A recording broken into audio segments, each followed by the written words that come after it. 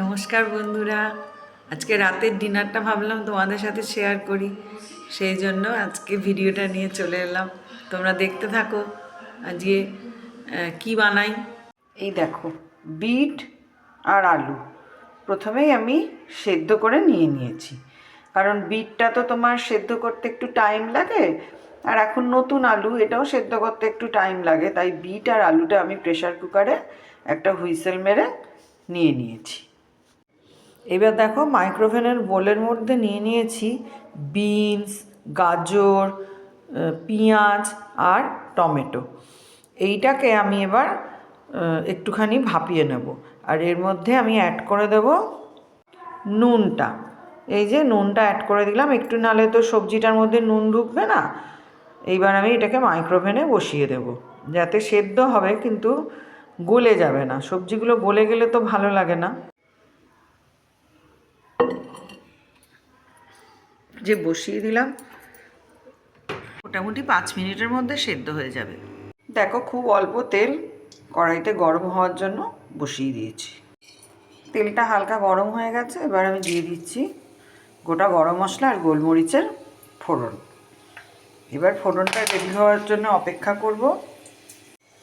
এই দেখো, এবার আমি এর মধ্যে দিয়ে দিচ্ছি রসুন আর আদাকে আমি মিক্সিতে একবার ঘুরিয়ে নিয়েছি, সেইটা দিয়ে দিলাম। পুরো পেস্ট করিনি, একটু ঘুরিয়ে নিয়েছি।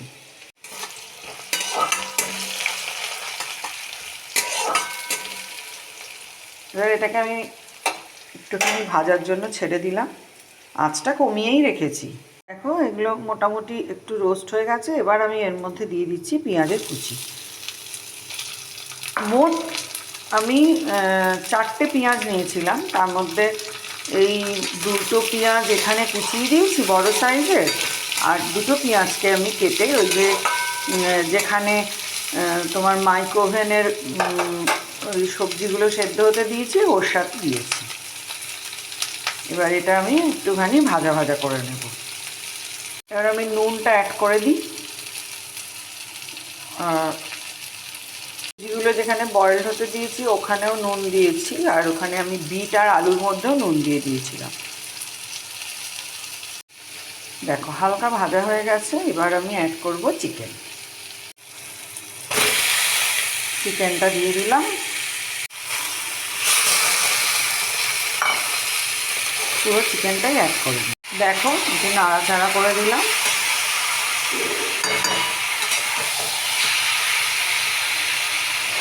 এই দেখো, এবার আমি এটাকে একটু ঢেকে দিই, দিলে এটা কষে গেলে তাহলে চিকেনের যে একটা গন্ধ আছে সেটাও কেটে যাবে, তাই ঢাকনাটা দিয়ে দিলাম। এই দেখো, এটা পুরো সেদ্ধ হয়ে গেছে, অথচ একটা সবজিও গলবে না। এবার আমি এর মধ্যে অ্যাড করে দিচ্ছি, আমি খানিকটা পালং শাককে তোমার বয়েল করে রেখেছিলাম হালকা জল ফেলে, সেটাকে আমি এবার ওই গরম জলটার মধ্যে সবজিটার মধ্যে অ্যাড করে দেব। এটা এই যে গরম জলের মধ্যে থাক।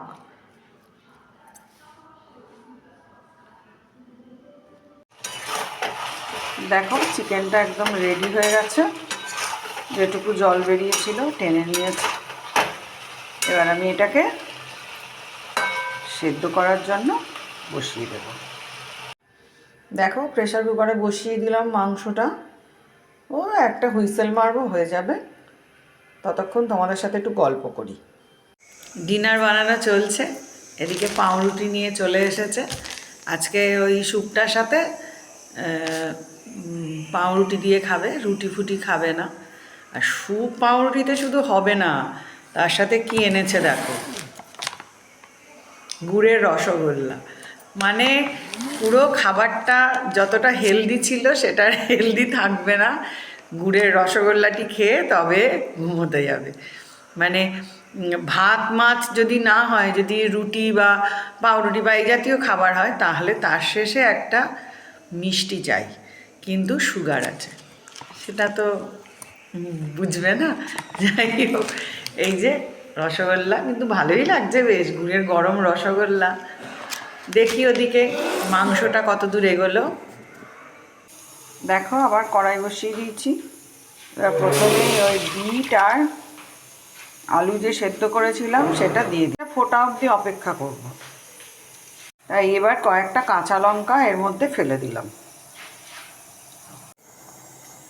টক করে ফুটছে, এবার পুরো এইটা দিয়ে দিলাম।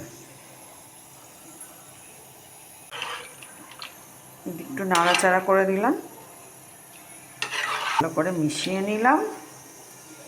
এবার এর মধ্যে আমি কি কি দিই দেখো।